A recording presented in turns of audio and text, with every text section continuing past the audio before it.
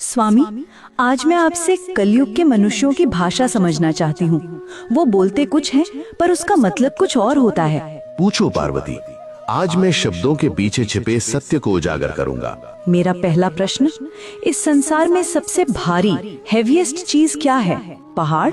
नहीं पार्वती, संसार में सबसे भारी चीज है खाली जेब। खाली जेब? वो भारी कैसे? क्योंकि जब जेब खाली होती है तो इंसान से चला भी नहीं जाता। रिश्ते, दोस्त, स्वाभिमान सब गिर जाते हैं। सत्य है। तो फिर सबसे बड़ा रोग कौन सा है? कैंसर? नहीं, सबसे बड़ा रोग है क्या कहेंगे लोग। लोग? हाँ, इसी डर ने लाखों सपनों का गला घोंटा है। इंसान अपनी खुशी के लिए नहीं, दूसरों को दिखाने के लिए जी रहा है। अद्भुत। तो फिर दुनिया का सबसे बड़ा झूठ क्या है? जब कोई इंसान मुस्कुराकर कहे मैं ठीक हूँ। ये झूठ है?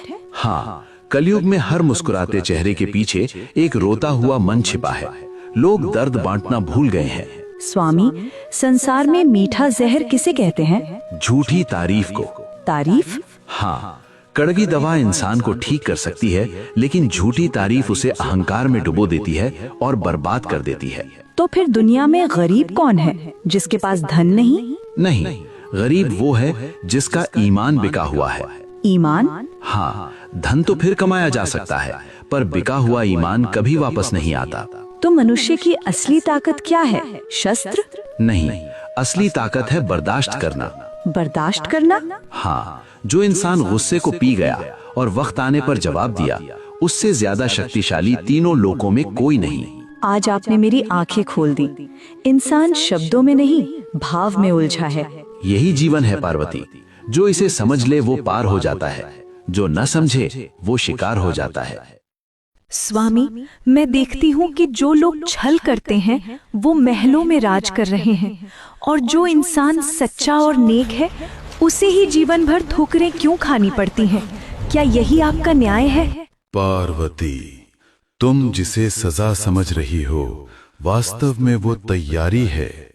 याद रखना, जो पत्थर छैनी और हथौड़े की मार से डर जाता है वो कभी मूर्त नहीं बन सकता।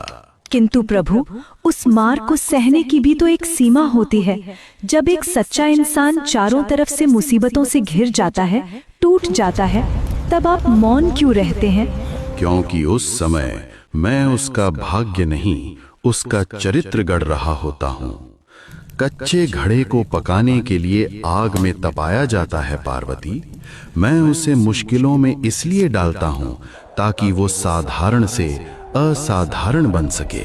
तो उस अभागी को क्या करना चाहिए? उसे बस टिके रहना है। जिस दिन वो इस आग से तप कर निकलेगा, उस दिन उसकी चमक के सामने सूरज भी फीका पड़ जाएगा। धैर्य रखो, तुम्हारा इम्तिहान जितना कठिन होगा, तुम्हारा परिणाम उतना ही शानदार होगा। अगर महादेव के इन वचनों ने आपके हृदय को छू लिया है तो कमेंट में हर हर महादेव लिखकर अपनी हाजिरी जरूर लगाएं और ऐसी ही दिव्य कथाओं के लिए इस परिवार से जुड़ना न भूलें।